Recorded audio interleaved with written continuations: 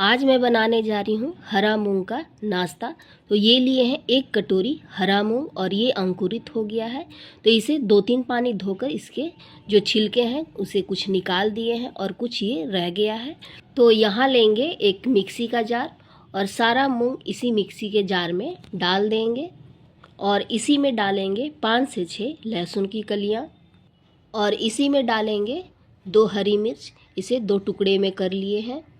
और अब डाल देंगे इसमें आधा छोटा चम्मच खड़ा जीरा और बिल्कुल थोड़ा सा डालेंगे इसमें हल्दी पाउडर और 1-2 चम्मच के लगभग पानी डालकर इसे अब पीस लेंगे। तो इसे बिल्कुल चिकना ही पीस कर तैयार करेंगे। तो यहाँ इसे पीस कर तैयार कर लिए हैं और ये बिल्कुल चिकना पीस गया है। तो पीसते समय पानी कम ही डालेंगे, बिल्कुल ऐसा ही पीस कर हमें तैयार करना है। तो अब इसे एक बड़े बर्तन में निकाल लेते हैं। तो सभी मूंग दाल पेस्ट को निकालने के बाद यहाँ ले रहे हैं 2 बड़ा चम्मच सूजी और इस सूजी को इसी में डाल देंगे।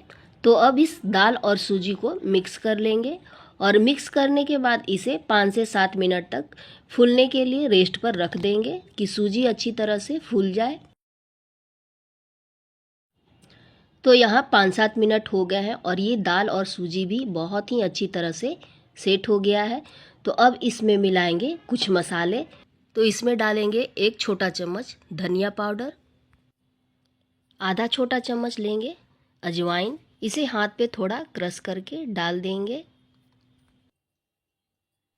और अब डाल देंगे आधा छोटा चम्मच से भी थोड़ा कम कलौंजी, तो इसे भी हाथ पर थोड़ा क्रश करके डालेंगे। और अब डालेंगे बिल्कुल थोड़ा सा हल्दी पाउडर। तो यहाँ लेंगे आधा छोटा चम्मच से भी थोड़ा कम गरम मसाला, आधा छोटा चम्मच से भी लेंगे कम जीरा पाउडर, 8-10 कड़ी पत्ता को बारीक बारीक काट कर डाल देंगे और इसके जगह पर धनिया पत्ता भी डालते हैं। और यहीं पे डालेंगे बिल्कुल थोड़ा सा कसूरी मेथी और अब डाल देंगे इसमें 2 बड़ा चम्मच रिफाइंड ऑयल।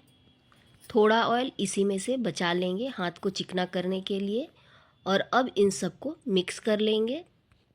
दाल में सारे मसाले अच्छी तरह से जब मिक्स हो जाए तो अब इसमें डालेंगे 1 कटोरी गेहूं का आटा और अभी ज़रूरत पड़े तो और भी आटा इसमें मिक्स कर लेंगे। फ़िलहाल अभी 1 कटोरी आटा को ही मिक्स करते हैं।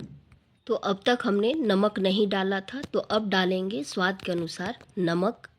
और अब इस आटे को अच्छी तरह से गूँथ लेंगे और अब इसमें पानी नहीं डालेंगे, इसे दाल से ही अच्छी तरह से गूँथेंगे। और आटा का ज़रूरत पड़े तो इसमें थोड़ा थोड़ा आटा डाल देंगे।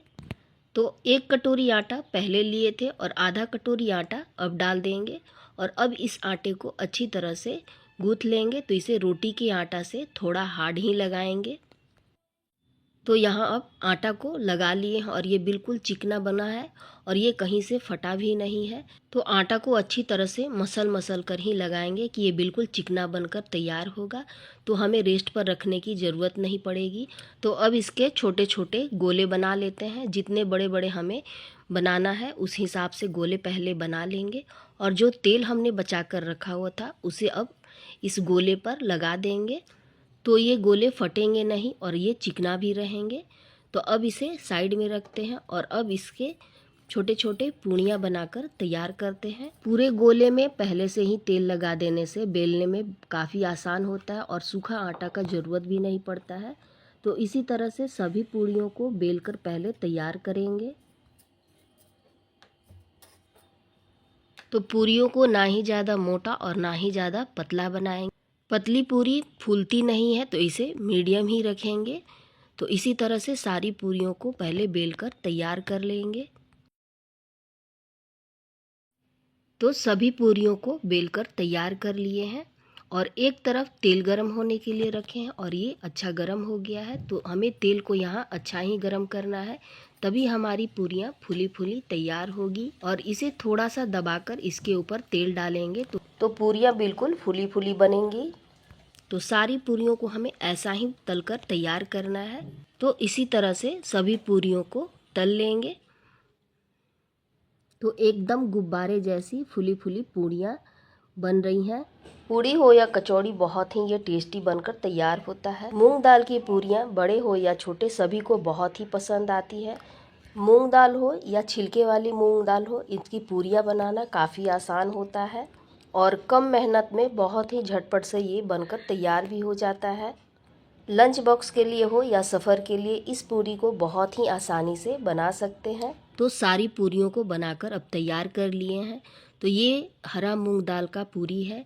इस आटे से आप पूरी पराठा कुछ भी बनाकर तैयार कर सकते हैं। जो लोग पूरी पराठा नहीं खाना पसंद करते उनके लिए आप रोटी भी बना सकते हैं। तो आज ये हरा मूंग दाल का पूरी आप सबको कैसा लगा और मेरी रेसिपी आप सबको कैसी लगती है कमेंट करके ज़रूर बताइएगा। आप सबका एक लाइक मुझे आगे बढ़ने के लिए मोटिवेट करता है। तो आप सब को अगर मेरी वीडियो थोड़ी भी पसंद आ रही हो तो एक लाइक शेयर सब्सक्राइब ज़रूर कीजिएगा। इसी तरह से मुझ पर भी अपना सपोर्ट बनाए रखिएगा। राधे राधे।